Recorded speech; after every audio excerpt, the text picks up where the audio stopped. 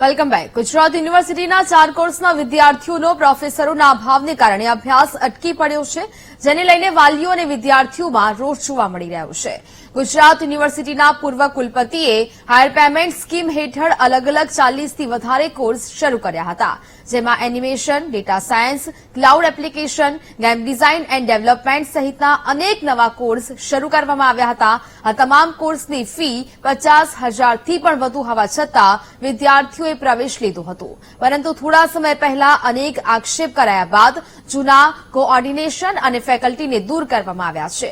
ત્યારબાદ નવી ફેકલ્ટીની વ્યવસ્થા ન થતા 2 મહિનાથી અનેક કોર્સમાં શિક્ષણ કાર્ય બંધ હાલતમાં છે। એનાથી કહી શકાય અને એની પહેલા 1.5 મહિના વેકેશન હતું। એ વેકેશન પછી 7 દિવસ ખાલી એક્ઝામ માટે બોલાયા હતા। એ પછી ડિપાર્ટમેન્ટનું આખું મેનેજમેન્ટ ફરી ગયું, એ ગવર્મેન્ટ જોડે જતી રહી, એની કોઈ માહિતી અમને નથી મળી। એ બહારથી અમને ન્યૂઝ ચેનલ દ્વારા મળી કે આ ડિપાર્ટમેન્ટ ચેન્જ થયું છે। અમે ડિપાર્ટમેન્ટે આવ્યા તો કોઈ સરખા જવાબ નથી આપતા।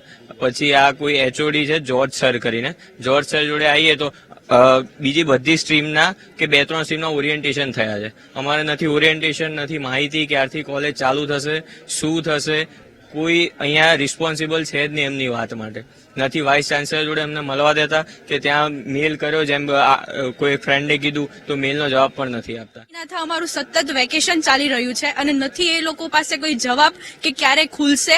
એ લોકોએ કાલે એવો મેસેજ કર્યો હતો કે 1 જાન્યુઆરીએ ખુલશે, તો એ હજી એ કહે છે કે શાયદ ખુલશે। અને અમે કાલે પૂછવા ગયેલા તો અમને એવું કીધું કે 6th સેમ જે ફિનટેક અમારું જે સ્ટ્રીમ છે એ કે અમે તમને તમારું મેનેજમેન્ટ અમે ભૂલી જ ગયા છીએ। હવે આવી રીતે કોઈ પણ માણસ મેનેજમેન્ટ આખા સ્ટ્રીમનું ભૂલી જાય તો એ માણસ આખા ડિપાર્ટમેન્ટનું મેનેજમેન્ટ જ કેવી રીતે કરી શકે? અને નથી એ લોકો કોઈ સરખી રીતે જવાબ આપી શકતા। અને જઈએ કે કંઈક આવી રીતે અમે જોરથી બોલીએ કે કંઈક પૂછીએ એમને તો બસ એ લોકો ગુસ્સો કરે જાય છે, નથી કોઈ રૂડલી વાત કરે।